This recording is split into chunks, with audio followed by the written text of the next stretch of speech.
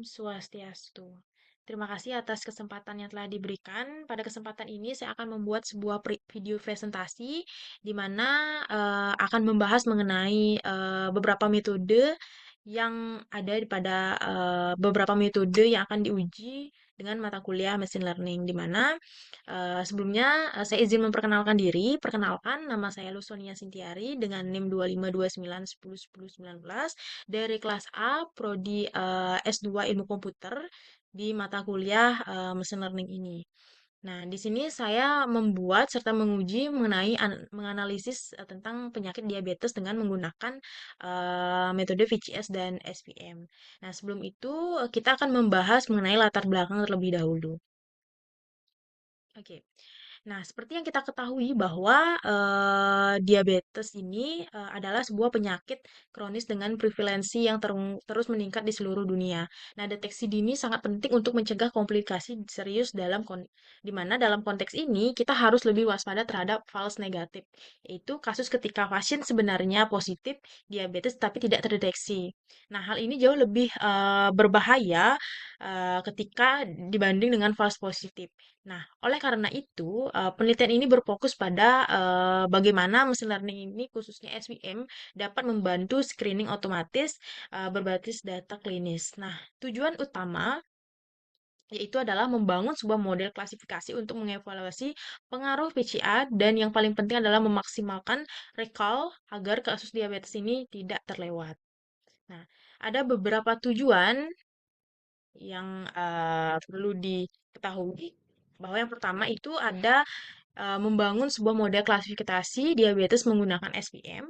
Yang kedua itu dapat mengevaluasi pengaruh PCA terhadap performa model. Yang ketiga itu adalah memaksimalkan recall kelas positif atau deteksi diabetes. Dan yang terakhir adalah membandingkan SPM tanpa VCS versus SPM tanpa VCS secara komprehensif. Nah, selanjutnya itu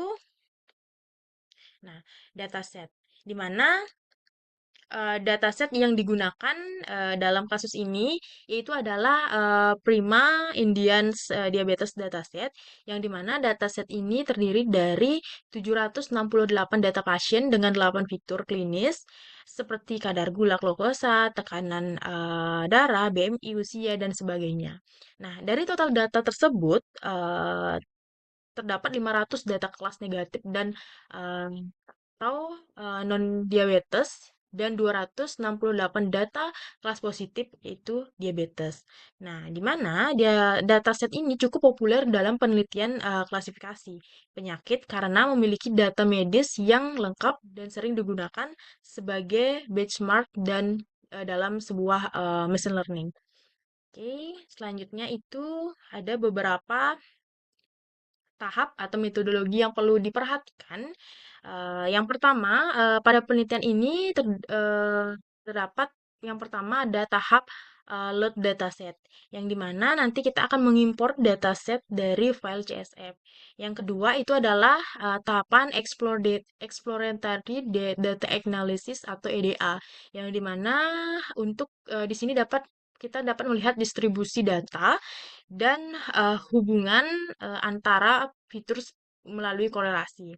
Yang ketiga itu ada pre-processing yang dimana nantinya data itu akan dibagi menjadi sebuah data training dan testing dengan rasio 80/20.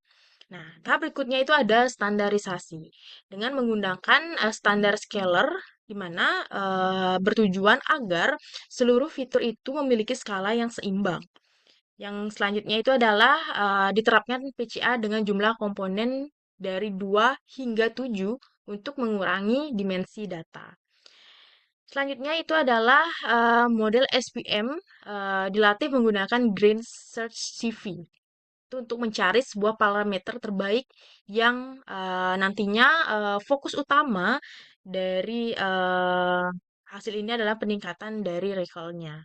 Nah, tahap terakhir itu adalah sebuah evaluasi model dengan menggunakan metrik akurasi, recall, dan F1 score. Oke, jadi ini sudah dilihat mungkin hypergrades CV-nya sudah tertera di layar. Dan selanjutnya itu Nah, ini adalah hasil dari Principal Component Analysis atau PCA-nya, di mana pada slide ini menunjukkan hasil PCA berdasarkan cumulative explained variance atau variansi cumulative yang berhasil dipertahankan. Nah, dari hasil pengujian dipilih 7 komponen PCA karena mampu mempertahankan sekitar 95,4 persen variasi data yang dimana artinya meskipun jumlah dimensi itu dikurangi, maka sebagian besar informasi itu penting pada data masih terjaga dengan menggunakan PCA. Nah, nantinya data itu akan menjadi lebih sederhana dan proses pelatihan pada model itu dapat menjadi lebih efisien tanpa kehilangan terlalu banyak informasi. Oke, selanjutnya itu nah, hasil dari SVM plus PCA atau variasi jumlah komponennya. Nah, pada slide ini ditampilkan hasil pengujian SVM dengan variasi jumlah komponen PCA-nya. Nah, terlihat bahwa semakin banyak komponen PCA yang digunakan, maka nilai dari rekal itu maka cenderung meningkat. Nah, hasil terbaik dari proses pada penggunaan 7 komponen PCA ini dengan nilai rekal sebesar 0,567, maka dan hasil sebesar 0,7 hasil akurasi sebesar 0,755. Hal ini dapat menunjukkan bahwa kombinasi VCA dan SPM ini mampu untuk memberikan sebuah performa klasifikasi yang cukup baik. Nah, terutama dalam pendeteksi pasien positif diabetes. Nah, untuk selanjutnya itu Nah, laporan dari klasifikasi lengkapnya antara SPM plus PCA ataupun SPM tanpa PCA-nya. Nah, slide ini menampilkan laporan klasifikasi lengkap antara model SPM dengan PCA dan model SPM tanpa PCA-nya. Nah, dari hasil tersebut terlihat bahwa model dengan PCA itu memberikan sebuah performa yang sedikit lebih baik dibandingkan model tanpa PCA-nya. Nah, terutama pada nilai recall dan advance score-nya. Nah, nilai rekal yang lebih tinggi maka menunjukkan bahwa sebuah metode itu lebih mampu eh, mendeteksi sebuah pasien diabetes secara benar dan mengurangi kemungkinan false itu negatif. Nah, di mana Oke, di mana perbandingan akhirnya itu dapat dilihat bahwa model dari SVM dengan VCA ini menghasilkan sebuah akurasi sebesar 75,5% dengan rekal positif sebesar 56,7% dan F1 score itu sebesar 61,9%. Sedangkan model SVM tanpa PCA itu menghasilkan akurasi sebesar 74,5%, recall sebesar 55,2% dan advanced score-nya sebesar 60,2%. Nah, walaupun peningkatannya tidak terlalu besar, pengguna VCA ini terbukti mampu meningkatkan performa model klasifikasi yang dimana PCA itu juga membantu untuk menyederhanakan data sehingga proses komputasinya menjadi efisien, eh, lebih efisien digunakan. Seperti itu. Nah, selanjutnya, oke, mungkin selanjutnya kita akan melihat proses demo code di Python. Ini hasilnya itu seperti ini. Ini adalah hasil dari pengujian analisis klasifikasi diabetes perbandingan SPM dengan PCA dan tanpa PCA-nya. Nah, di mana mungkin saya akan menjelaskan singkat mengenai hasil dari percobaan ini. Nah, yang pertama, tahapan pertama itu tentu kita akan melakukan persiapan library, yang dimana pada tahap ini akan dilakukan sebuah importan library yang membutuhkan beberapa library utama, seperti pengelolaan data, visualisasi, atau scikit-learn untuk proses machine learning seperti PCA, SVM, dan standarisasi data maupun evaluasi model. Nah, kedua, setelah persiapan library itu sudah dilakukan, maka kita akan memuat sebuah dataset, di mana dimuat dari file CSV, di mana dataset ini berisi beberapa atribut, yaitu seperti glucose, blood pressure, BMI, insulin, gauge, dan lainnya. Nah, di mana target pada dataset ini menunjukkan apakah pasien ini terindikasi diabetes atau tidak. Jadi itu fokus utamanya. Nah, tiga itu ada pembentukan data frame-nya. Nah, di mana diabetes itu kan dimulai dari file CSF, CSF, di mana nantinya akan dilakukan pemisahan antara fitur dan targetnya. Kemudian akan dilakukan sebuah pengecekan, misalnya ada tipe data, missing value, serta statistik deskriptifnya. Di mana tujuannya itu untuk memastikan data itu siap digunakan dan tidak terdapat masalah yang dapat mengganggu proses pelatihan dari model.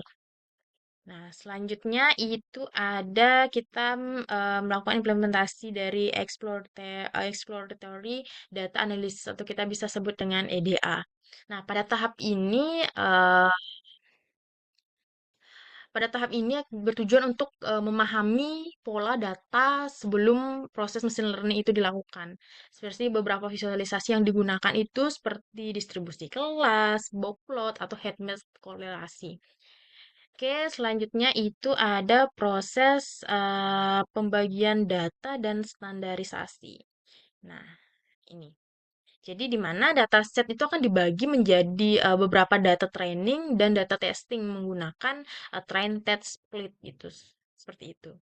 Nah, setelah standarisasi pembagian data dan standarisasi ini dilakukan, maka kita akan mencoba dari proses principal komponen analisisnya, PCA-nya. Nah, pada tahapan ini diharapkan PCI atau principal komponen analisis ini digunakan untuk mengurangi jumlah dimensi tanpa harus menggunakan informasi penting.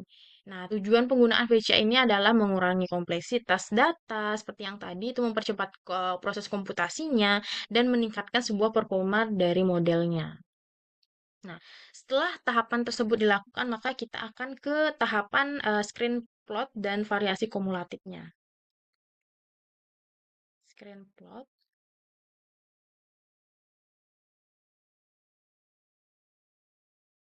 Nah, nah, ini adalah tampilan dari screen plot dan kumulatifnya, di mana eh, grafik ini menunjukkan seberapa besar sih informasi data yang dijelaskan oleh setiap komponen PCA-nya. Nah, seperti kita ketahui bahwa semakin tinggi kumulatif dari variansi, semakin banyak informasi yang dipertahankan dari grafik tersebut. Seperti itu. Nah, ketika sudah melakukan ini, maka kita akan melakukan sebuah visualisasi dua komponen PCA. Nah, ini adalah hasilnya. Oke. Nah, data visualisasi ini nanti akan menggunakan dua komponen PCA yang di mana visualisasi ini akan membantu melihat antara pemisahan antara kelas diabetes dan non-diabetesnya. Nah, oke, jadi selanjutnya itu adalah pelatihan SPM dengan PCA-nya. Nah, jadi selanjutnya pelatihan ini akan menggunakan beberapa jumlah komponen PCA. Kita akan mengetahui model evaluasi menggunakan beberapa metrik, yaitu menggunakan akurasi, precision, recall, dan F1 score-nya. Oke, setelah itu ada evaluasi. Oke, tadi kan kita sudah membahas mengenai hasil dari evaluasi SPM plus PCA-nya.